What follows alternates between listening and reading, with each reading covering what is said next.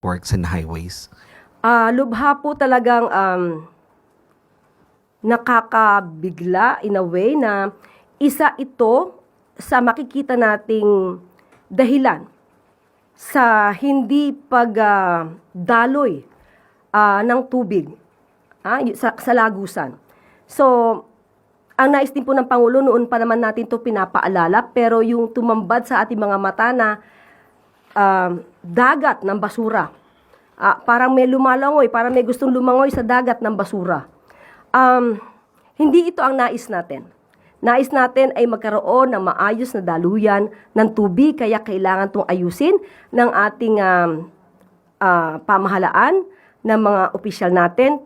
Pero, ang nais din po nating lahat, ang nais ng Pangulo, lahat po tayo ay magtulong-tulungan.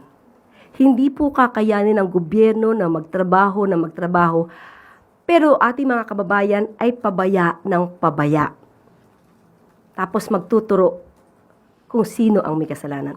Lahat po tayo dito ay dapat kumilos. Hindi pwedeng nagkukuya-kuyakoy lang tayo lagi.